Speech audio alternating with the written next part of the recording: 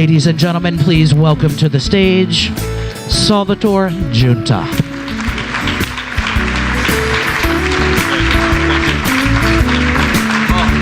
Thank you. Please sit. Please sit. I have an awesome opportunity to speak twice today, but this morning I want to talk about us.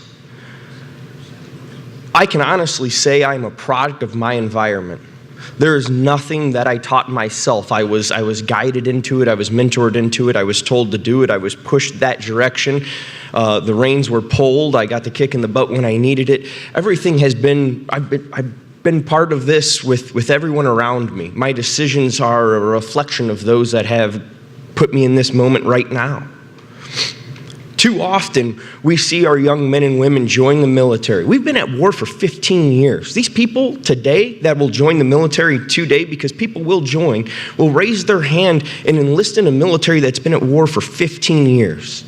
They will leave everything that they've ever known. They will leave every comfort that they believe is a necessity or required, or I live in a first world country, so electricity and running water are a given. That's not true. In a first world country, probably. In the places that the military goes, not so. These things will shape them who they are, and they do this willingly. There is no longer a draft. There is no longer someone saying you have to do this. These young men and women raise their hand and step out of this comfort zone to go do something for us.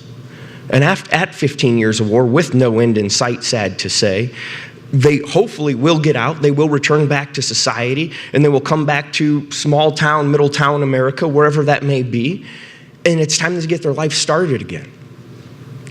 It's easy to say get your life started again, right? You graduate high school, start your life. You graduate college, start your life. You come out of the military, though, life was very different for you.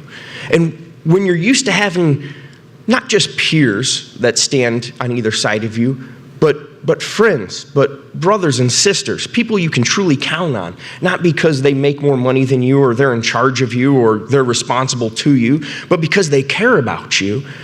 These people leave this sort of atmosphere and they come back home and they're alone. I can honestly say for me to transition from the military and come back to a community was strange. I'm just used to hanging out with 100 of my closest friends. Like it or not, I'm with them every single day. We did everything together, and now I'm going to get a new job that doesn't consist of spitting or swearing or fighting bad guys or jumping out of planes. I'm going to reintegrate into society and explain my answers versus forcefully just muscle my opinion in. It was difficult for me. And I think what makes it even more difficult is it's embarrassing to ask. I don't know how to do this because all of a sudden I'm 28 years old and I have the mind of an 18-year-old because the last 10 years were somewhere else. And I struggle with asking because I should know better. I do know better, I just don't know this better. And that's why we're here today. Because there is no one silver bullet. Because asking can be difficult. Everyone here is that shoulder to lean on, is that peer, not because they need to be, but because they want to be. To return to a community that doesn't just accept you, that doesn't just welcome you in, that doesn't just welcome you back, but allows you to participate as a powerful piece of society is incredible. This magic bullet. I talked to my buddy the other day, and this is it. This is about talking, about leaning on each other, about coming together. And we don't have to be in the same place to do it, but man, is it so much easier to do it when you're in the same place. I don't want to talk to you on the phone. I'd rather go to Cincinnati, Ohio and meet with you, but I can't do that all the time. What we can do here is not provide the silver bullet because there's not one. There is no one answer to every single one of our problems. That's why none of us all do exactly the same thing. We all attack this from a different approach, and it's to get the same goal. It's to reintegrate our veterans, to improve the quality of life for them and their families. Through doing this, through attacking it with in multiple different directions, we are seeing a difference. I'll wear this ring on my finger, and this ring says 22 kill on it. And it represents the 22 veterans a day that commit suicide. And they're not young veterans, they're not old veterans, they're any sort of veterans. They're not just combat veterans. These are people who have served our country, though, 22 a day. When I first heard that, I thought, that's an astronomical number, and these are people who have quit on themselves, and those aren't the guys that I served with. In my 8 years in the military, I lost 28 buddies. In my 5 years after I got out, I've lost 5. 5 of my buddies have given up on themselves. People who would do anything for you to have another breath, in bed, at home, alone, gave up on themselves. And I struggled with that. And I don't know what to say other than suicide is not the answer. And that's inadequate. That is inadequate because the number is still 22. I think it fluctuates between there. I wish it would trend down instead of fluctuate around 22 because 22 is too many. But we in this room can do something. We are in this room doing something. We're talking about it. We're getting out there in our communities. We're going to people before they ask for assistance. We are showing them what we can provide to them without a single ask, just because we care. I want to go back to the suicide remark. What is happening here can be prevented. What is happening with our veterans can be prevented. It's not about what we did or what we didn't do. It's about how we're affecting the change and where we hold our value. Our value is our people. America is the greatest country in the world. And it wasn't the greatest country in the world yesterday because it was the greatest country in the world the day before. It's the greatest country in the world because the people in it strive to keep it and make it the greatest country in the world every single day. That's what we're here doing. We're not here for ourselves. We're not here just to have a job. There's jobs all over the place. This is something greater than the individual. We are pursuing the chance to make a difference, not for ourselves, but for those we care about. Not because they asked for it, because we're there to provide it, because we care about it. I've had the great opportunity to sit on a few different nonprofit boards, and every one of them had their place and time in my life and in the lives of the people that participate. I want to tell you about a few of them real quick. There's one about cycling. And cycling, it's a mind, body, soul thing. I got buddies who lose a finger, and then it's never one surgery. It's always like 20 surgeries later and pain pills later, and they come out of the hospital and they say, well, you know, I lost these 2 fingers, but, you know, I feel like a different person. You look at me like, dude, you put on like 20 pounds. You look like you ate yourself. You look like a different person. You're different.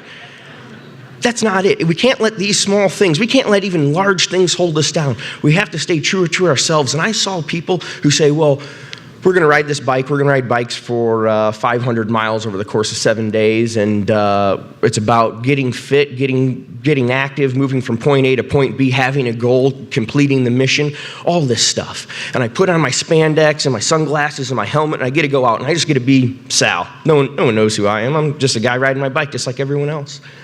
And I would talk to folks, and there'd be folks that say, hey, you know, I don't really want to talk about it. Well, that's fine. That's cool, man. This is like 500 miles. And on day 3, after we just spent the last 21 hours on a tiny bike seat together, we're going to talk about stuff, whether you like it or not. We're going to talk about anything other than being on this bike. And it was awesome. It was awesome to see people open up, to see them talk about their feelings and not just have tears running down their face, but have sweat dripping off their forehead. It was incredible to see how this empowered people. And I loved it. And I told everyone about, hey, we got to get on bikes, we got to ride, we got to do this because I've seen how it helps. Well, guess what? If you don't want to ride a bike, this will never help you. And I thought about that. And I talked to one of my buddies. I'm like, dude, come do this program. It's great. It would suit you well. And he goes, dude, I'm not getting on a bike. I don't even know where that conversation goes after that. I guess it's over. And I started thinking about that. I'm like, well, this is so amazing, and I want to give this opportunity to him, and he doesn't want it because he doesn't want to do like the core activity of it. Okay. And I started looking around, and I found another nonprofit, another great nonprofit. This one's fly fishing, mostly for traumatic brain injury, post-traumatic stress. We get around, we fly fish. There is no sweat dripping off the forehead. We're catching fish. It's about camaraderie. It's about bringing people together. We're in a small boat floating down a river in Colorado, and it's about just being with someone, enjoying life, enjoying the beautiful fresh air and the sunny sky. At night, we get to sit around a campfire, drink beers, tell more stories, and we gain friendships out of that. And I thought, well, now with two things, with two different, totally different nonprofits, one that's going to cause you to sweat and get lean and mean, and the other one that's about hanging out, now I think I got the whole repertoire down, and I can go explain to all my friends, and my buddies will fit in one of these two categories. Again, that's not true. That is not true. It's not about bike riding. It's not about fishing. It's about what we do for each other and how we're willing to do that. And it is this group, it seems strange for me to stand here and say this because I'm preaching to the choir. We are attacking this from all angles. I would love to hear throughout the course of the next couple days I'm around, I would love to hear what you're doing, how you're doing it, where you're doing it at, and who you're doing it with. I think this is how we expand. No one's doing everything right, but all of us together are doing the right thing. I think we can grow. Don't fear about asking questions to someone, because in the end, we don't want to have all these different nonprofits doing different things to accomplish the same goal. We want all these different nonprofits doing all different things to accomplish multiple different goals. And if someone's doing it better, don't spend your time, blood, sweat, and tears stressing about this when someone else already does it better. Let's just lend a helping hand over here. We can't all be the boss. We don't want to be the boss. Being the boss is tough. We just want to make that difference. And when your goal is to make the greatest positive impact you can, it stops being about doing what represents this brand or this company or this idea the best, and it has everything to do about what we can do best for those around us. I'm really looking forward to the next day or two with everyone. I'm around all day. Please feel free to come up, talk to me, tell me what you're up to. I'm excited. I love getting involved in very positive things, and just coming in last night, I haven't heard anything that hasn't been positive in the organizations and the groups of the folks that I've spoke to. So I'm a highly motivated guy, and all of you are motivating me at the moment, and I look forward to sharing some conversations with you later today. I appreciate your time, and I'll talk to you later on. Thank you. Have a great day.